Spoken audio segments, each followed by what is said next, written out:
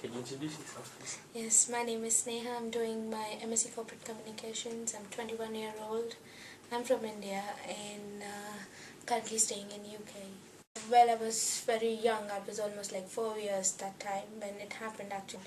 And then later on, this bomb blast was a different thing, and somehow it turned up into riots, thinking that the Muslims did in a Hindu temple. And there were two bomb blasts basically. One was in the Hindu temple, and another one was in a mosque.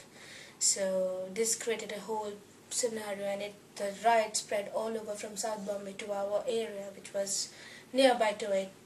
It was very difficult. There were people who were literally burning each other alive. There were people who were locking them from outside and then throwing the firewood and everything, lighting up their houses and everything. That was really bad, which I saw. And apparently in the nights it was more scary for kids and women. So my father and a couple of our neighbors, what they did was, there was a cave next to our house, and it was under the government administration. So we were taken out by our father, and it was locked. The house was locked then, and then we were staying in cave for like 3 days constantly without having food, water, and even sometimes, there was no sanitary hygiene as well maintained. That was a tough time to see. And every time even a person walking really fast used to scare us, thinking that there's someone who's going to hit us or going to murder us or something. It was very scary. The whole 93 riots went on for 15 days in Mumbai, and very bad. Very terrible. Before the bomb blast actually occurred, what do you remember doing before then? Was it a normal day? It was a very normal day. No such as you get any information or any alert from the city or from the city administration. Nothing was like that. It was a very normal day. I remember I was going to school, coming back. Everything was fine with me. Everything was fine with part of Mumbai, I said. It was really well. It was really good. And how did your father communicate to you that a bomb blast had happened? Luckily, he was talking on the phone, and the bomb blast which happened in that Hindu temple is just like 4 to 5 miles away from my dad's workplace. He's a professor.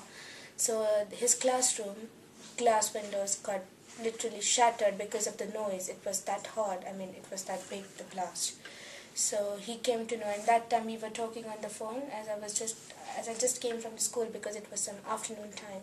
What was your dad's reaction on the phone? Was he scared? Was he panicked? He was panicked because he did not know what exactly has happened, and I don't exactly remember what he was actually, but he was stammering completely. He did not know what to say, and he did not want to panic me as well. So he was semi-conscious about things, what to say and what not to say, but he was literally panicked, I guess. When your dad told you there was a bomb blast near his workplace, what was your reaction? I thought he won't come back. Yeah. Because I was not sure whether if he might be in trouble or something would happen, and if this is the first one, what about the second one? And there was nothing positive about him saying that I'll be back at home.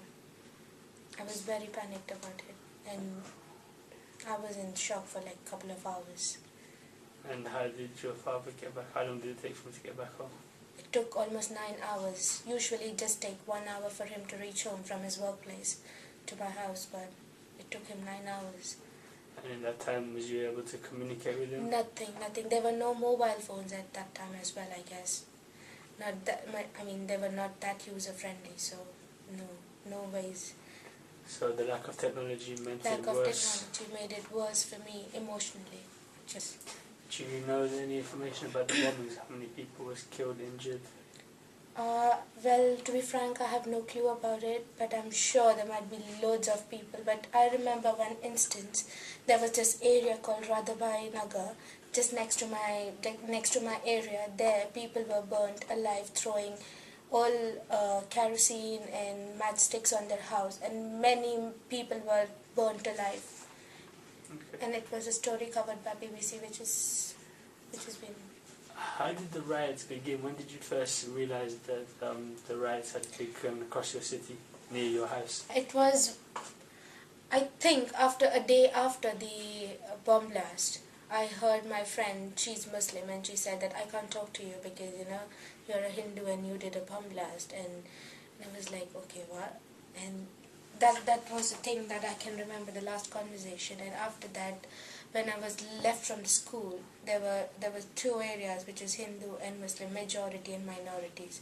There was a fight, and that is how I remember it started, the riots, because people thought that because as I said earlier, the bomb blast was in Hindu temple as well as in the mosque, so it was a misunderstanding basically, that who has done it, and this created a riot. That's what I think, in my area at least. And so your dad then locked up the house because he realised the riots was coming, and he took you to safety? Yeah, he took us to the safety because one of his friends was in police that time. He got his jeep, and three of us, me and two friends of mine, were in my house.